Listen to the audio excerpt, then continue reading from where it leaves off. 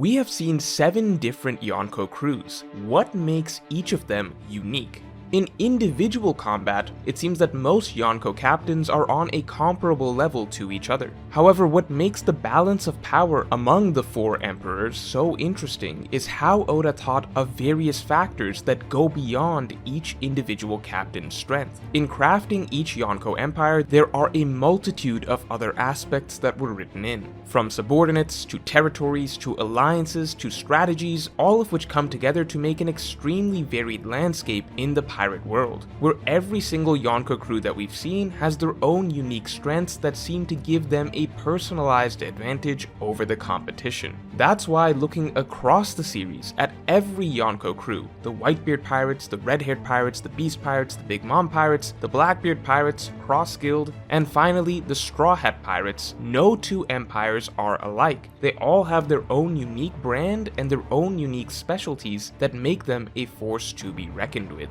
So today we're going to break down the greatest strength of each empire, starting of course with the first and foremost of the great Yonko crews we've seen, the Whitebeard Pirates. Now you could argue that the Whitebeard Pirates' greatest strength was the captain Whitebeard himself. After all, he is the only pirate in history to be able to stand on equal footing with the Pirate King, Roger. Whitebeard has long held the title of the world's strongest pirate, and the Gura Gura no Mi is arguably the most powerful devil fruit in existence. However, in his latter years, a lot of Whitebeard's strength was diminished, leaving it uncertain where he stood in comparison to the other Yonko. As such, at the time that the story of One Piece actually takes place, the Whitebeard Pirates' greatest strength was actually their military fleet.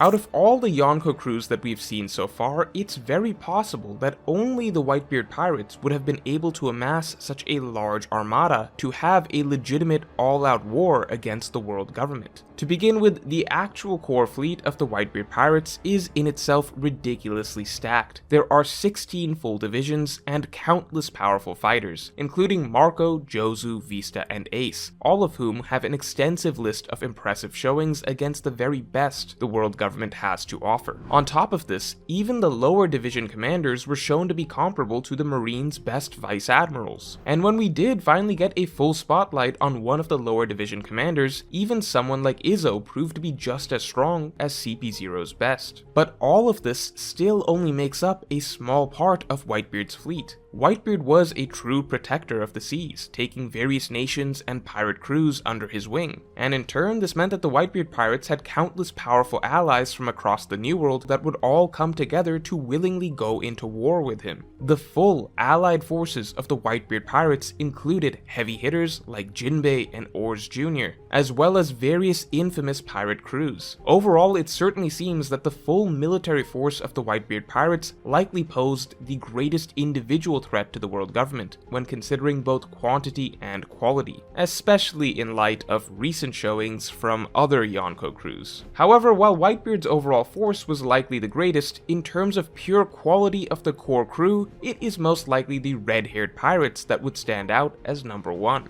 Now we may be getting ahead of ourselves here, as we have barely seen the Red-Haired Pirates fight, but there are a lot of clues in the story so far that seem to be building up the Red-Haired Pirates as having the strongest core members. To begin with, when the Marines were explaining each Yonko's unique strengths, the key aspect of Shanks' crew that was emphasized was his core crew members. Out of all the Yonko crews the Marines discussed, the only crew where the Marines made a point to individually acknowledge each of the top fighters was the Red-Haired Pirates, which suggests to me that Ben Beckman, Lucky Roo, and Yasop may be standouts even by the standards of Yonko commanders. Now, to be fair, the Whitebeard Pirates no longer existed as a Yonko crew to be discussed at this time, and it should be acknowledged that, to date, Marco of the Whitebeard Pirates is by far the most talked about and praised Yonko commander that we've ever seen in the series. However, the possibility that Shanks' core crew may be even more impressive than Whitebeard's core crew is also backed up by a recent revelation that we got in Elbaf.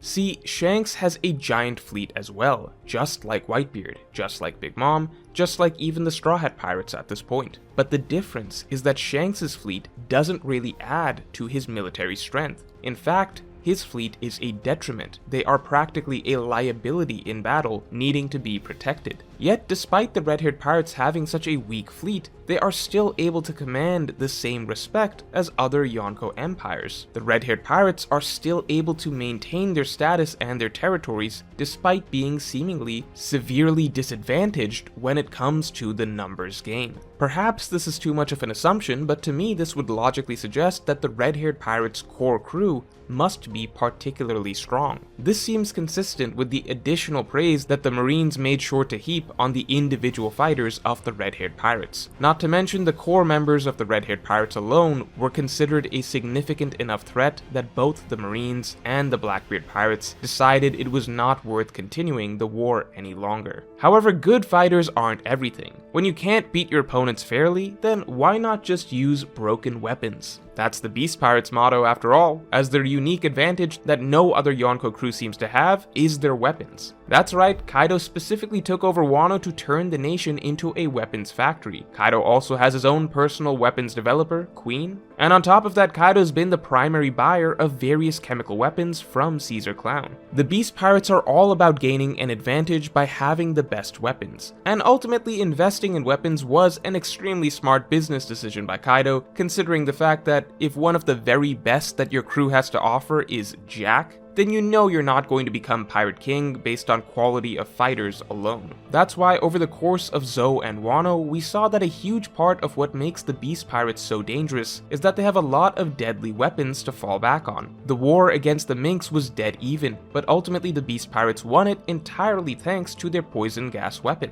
Throughout Wano, we saw Sea Stone used in a variety of ways. In Udon, we saw the Mummy virus used. In Onigashima, Queen broke out his own personal Ice Oni virus. Hell, Kaido's weapons armory even single-handedly defeated one of Kaido's Yonko rivals for him. In terms of the actual arms race among the Yonko crews, the Beast Pirates were clearly head and shoulders above the rest of the field, with far more advanced and varied weaponry across the board, from chemical warfare to sea stone to explosives and so on. The world is honestly probably lucky that the Beast Pirates were defeated in a surprise raid where they didn't have time to prepare, because if we ever got to see the Beast Pirates come out fully prepared for war, with all of their chemical weapons and sea stone ready to use, it's actually very possible that they would have been able to defeat any other Yonko empire. Now, on the other hand, the Big Mom Pirates seem to excel in a far more nuanced aspect of power, which is in leverage and negotiation.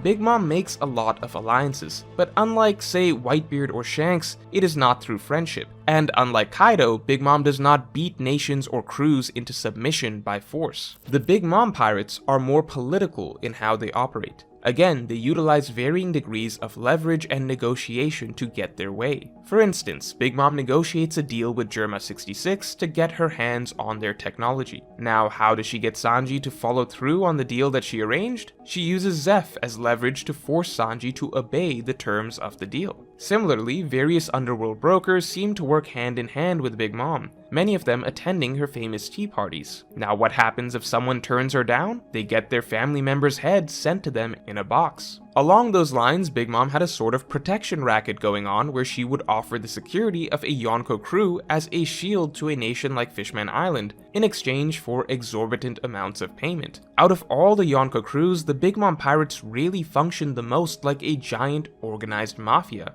They are not an overly militant, domineering force that crushes nations and pirate crews into subservience like the Beast Pirates, nor are they kind and altruistic like the Whitebeard Pirates or the Red-Haired Pirates. The Big Mom Pirates play the line right down the middle, the political game of using their strength more subtly to exert influence, gaining power by essentially making offers that no one can refuse. Now this brings us to the new generation of the Yonko, starting with the Blackbeard Pirates. The Blackbeard Pirates' greatest strength is simple: strategy. This can be largely credited to Blackbeard himself, who is probably the greatest strategic mind in the One Piece world, though his plans can often be better described as the gambles of a mad genius rather than airtight schemes. However, thanks largely to Blackbeard's chess moves, we've seen the Blackbeard Pirates go from absolute nobodies, even less established than the Straw Hat Pirates when they were first introduced, to a Yonko crew in the span of just 1 year. From cleverly becoming a Shichibukai to gain access to Impel Down, where Blackbeard could immediately fill out his crew with extremely powerful fighters, to then going on to capitalize on the Marineford War that Blackbeard himself orchestrated to kill Whitebeard and steal his fruit, we saw that essentially through pure strategy, Blackbeard became the first character to actually kill and dethrone a Yonko. And since then, the Blackbeard Pirates have gone on a sort of opportunistic rampage, strategically swooping in at all the right moments to gain more and more power. First taking over Whitebeard's vulnerable territories, then scavenging from the fallen Big Mom Empire, now seizing the road poneglyphs from the helpless Trafalgar Law. They are by far the smartest crew in One Piece history when it comes to picking their spots, and it has clearly paid major dividends for them over the years. In a straight fight, they still seem weaker than many other Yonko crews, but their greatest strength is that they will never give you a straight fight. They figure out how to stack the odds in their favor, and in doing so, they're only going to continue getting stronger and stronger. Now, another Yonko crew that doesn't seem like it has quite the same level of military strength as the others is Crossguild. Sure, they have Mihawk, who we can assume is on the same level as the original Yonko captains, but after that it's pretty much just Crocodile. Even if we assume that Crocodile has gotten a lot stronger and can now play the role of, say, a Katakuri or a Marco, the reality is that most Yonko crews have at least 3 extremely high level commanders, as well as a slew of other extremely powerful subordinates below them. In Crossguild, after Crocodile, we just have Das Bones. That's it. Remember, Buggy's own fleet is complete fodder. It was established that Buggy's absolute best soldier was Hajrudin, a guy that could barely keep up with one of Doflamingo's lowest officers, and Buggy's next best soldiers after Hajrudin were Hajrudin's subordinates. To put this into perspective, Hajrudin himself doesn't even crack the top 3 of Luffy's fleet in terms of strength, and even the strongest members of Luffy's fleet are nowhere near as strong as Luffy's actual core crew. So when I say Buggy's fleet is fodder, it is really truly fodder. There is a reason it was basically about to be wiped out until the other Shichibukai came in and saved them. At the end of the day, the Crossguild quote-unquote Yonko Empire is really just Mihawk and his trusty sidekick Crocodile. This is not exactly a force that can go to war with the world government the way that the Whitebeard Pirates once did. However, a large part of the reason the world government views Crossguild as such a threat is because the world government is still under the impression that Buggy, the captain, is also strong. And here lies Crossguild's true greatest strength: public manipulation. Yonko Buggy's rise to power came through, essentially, propaganda. He has definitely spread a far greater fear of his name than his actual strength should command. And now we see Crossguild as a whole manipulating the public into actually turning against the Marines, incentivizing the common man to rise up and kill prominent Marine officers. Even if Crossguild is technically weaker than any other Yonko crew, Crossguild right now poses the single greatest threat to the Marines, as Crossguild has turned the Marines from the hunters into the hunted. However, even if Crossguild is the biggest threat to the Marines today, ultimately we know that the real crew that the Marines should fear the most is the Straw Hat Pirates. I've saved the best for last because honestly, at this point in the story, there is a genuine argument that the Straw Hat Pirates are already the single most powerful Yonko crew to ever exist. At the beginning, I said that the Whitebeard Pirates had the greatest military force of the Yonko crews, but I was being generous with that statement as it is very arguably not true.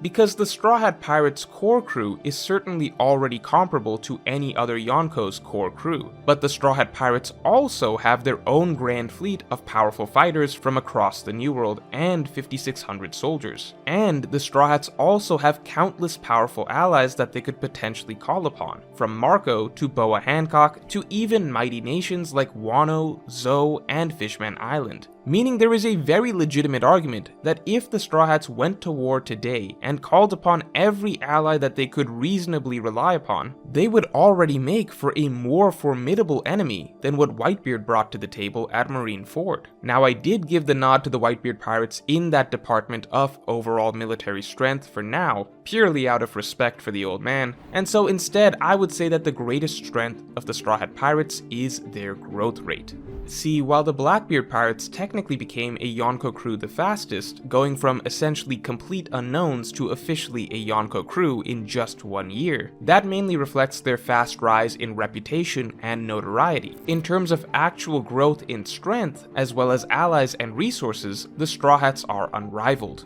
The Straw Hat Pirates were literally just an East Blue level crew 2 years ago, and they have already clearly outstripped the Blackbeard Pirates in overall core crew strength. And when taking into account the Straw Hat Grand Fleet, plus their allied pirate crews and allied nations, the Straw Hats have outstripped pretty much every other Yonko crew in terms of overall military power. It just makes sense. As the protagonists, the Straw Hats have to grow faster than everyone else to resolve the story. And very soon, we won't even be comparing them to any other Yonko crews. Rather, the Straw Hats core crew will be as strong as the Roger Pirates themselves, and the Straw Hats' combined allied forces will be greater than anything that the world has ever seen. A true world government ending armada. So let me know what you think is the greatest strength of each Yonko crew in the comments below, and if you enjoyed this video then definitely like and subscribe, and you can get my extended thoughts on certain unique contrasts in the Yonko crews on my weekly podcast by supporting me on Patreon. Just hit the link in the description below.